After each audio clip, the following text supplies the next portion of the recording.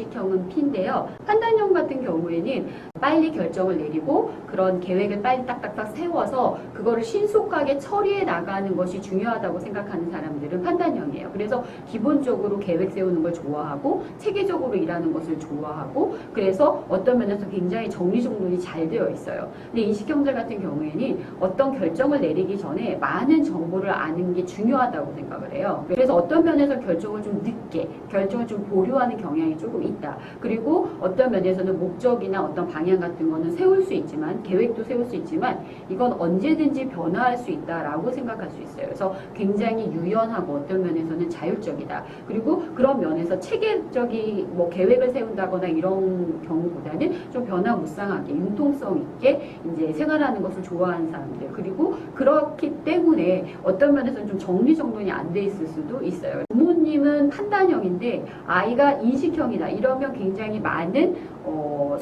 서로에게 굉장히 조금 힘들 수도 있다. 왜냐하면 판단형인 부모님들 같은 경우는 계획이 세워져야 하고 그 다음에 정돈도 되게 잘 되어 있어야 하거든요. 근데 인식형의 아이들 같은 경우는 이게 정돈이 안 돼 있다라는 것 자체도 생각할 수가 없고 기본적으로 그리고 너무 체계적으로 뭐 이거 다음에 이거 다음에 이거 다음에 이렇게 결정을 해버리면 너무 답답해하는 아이들도 있어요. 그래서 어떤 면에서 인식형은 조금 자유롭게 유연하게 하는 것들에 대해서 더 좋아하고 정돈 같은 것들도 어떻게 보면 좀 잘 정리가 안 돼 있어도 이게 정리가 안 돼 있는지도 모르고 이제 약간 자유롭게 지내는 것을 좋아하는 아이들이죠. 그래서 이런 부분에서 조금 다를 수 있다.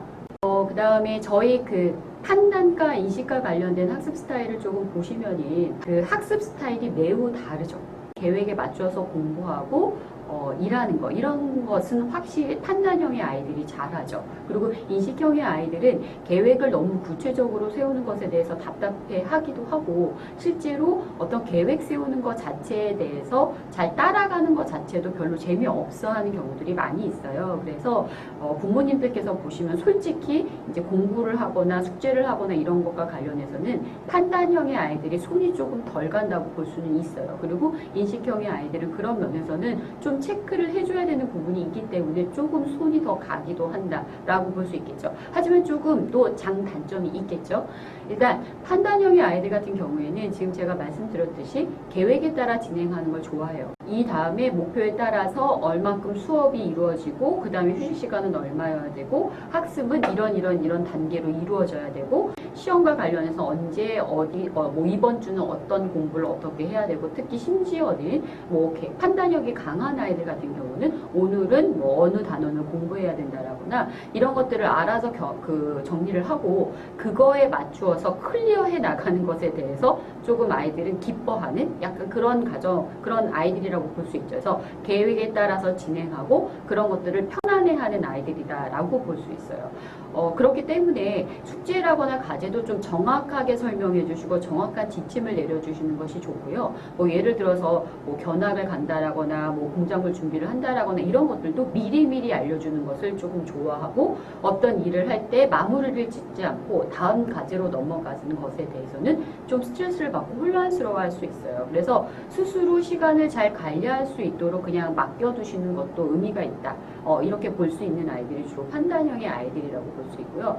사실은 부모님들께서 조금 어떤 면에서 조금 힘들어하시는 아이들이 인식형의 아이들일 수 있어요. 근데 기본적으로 뭐 부모님들이 그 아이들을 키우는 과정에서 인식형으로 키우는 것이 아니라 타고나는 부분들이 좀 있잖아요. 인식형 자체를 바꿀 수는 없다. 그래서 이제 인식형의 아이들이 갖고 있는 면에서 되게 중요한 게 자유롭고 유연하다라고 볼 수 있죠. 막판에 굉장히 필요하다라고 생각할 때 집중적인 어떤 면에서는 초인적인 에너지를 쓸 수도 있다. 뭔가 항상 보면 벼락치기를 한다라거나 조금 밀어놓는다라거나 이럴 때 좀 스트레스 받으실 수는 있지만 실제로 뭐 과제를 그렇게 크게 뭐 미루어서 크게 문제를 만들어냈다라거나 이제 뭐 그런 뭐 성과라거나 이런 것들이 많이 떨어진다라거나 그렇지 않으면 그냥 맡겨 놓으시는 것도 나쁘지 않다라고 볼 수 있어요. 오히려 이런 아이들을 계획에 맞추어서 이제 시간 관리에 맞추어서 몇 시부터 몇 시까지 뭐 해라 이렇게 되면 아이들이 좀 더 자기가 갖고 있는 폭발적인 에너지를 쓰지 못할 수도 있다라고 볼 수 있어요.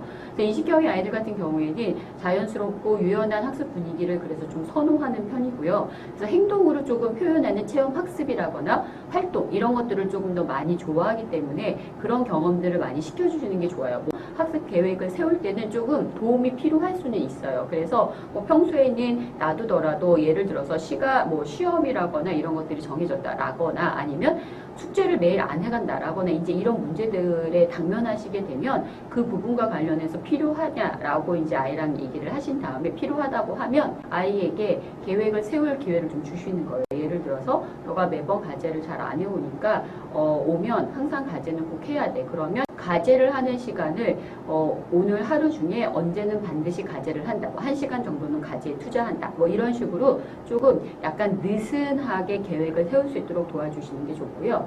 예를 들어서 시험이나 이런 부분과 관련해서는 조금 구체적으로 같이 계획을 세워주시는 것도 좋죠. 자기 진로에 맞추어 나갈 수 있도록 조금은 허용되는 분위기에서 하는 것이 좋기 때문에 그런 부분들을 좀 잘 지도해 주시고 특히 이제 이 시경의 아이들 같은 경우에는 결과보다는 과정이 되게 중요해요. 그래서 약간은 좀 놀이처럼 학습할 수 있도록 그래서 너무 그런 성취 지향적인 것, 어떤 목표에 대해서 너무 푸시를 하시게 되면 아예 포기해버릴 수도 있거든요. 그 이시경의 아이들은 조금 과정을 즐길 수 있도록, 재밌어 할 수 있도록 도와주시는 게 좋고, 판단형의 아이들은 그 성취 목표에 맞게 갈 수 있도록 도와주시는 것도 좋을 것 같아요. 지금까지 각 지표별로 어떤 그 성격인지 그리고 학습 스타일은 어떤지에 대해서 제가 간단하게 설명드렸고요. 다른 지표가 궁금하시다 그러면 여기를 눌러주세요.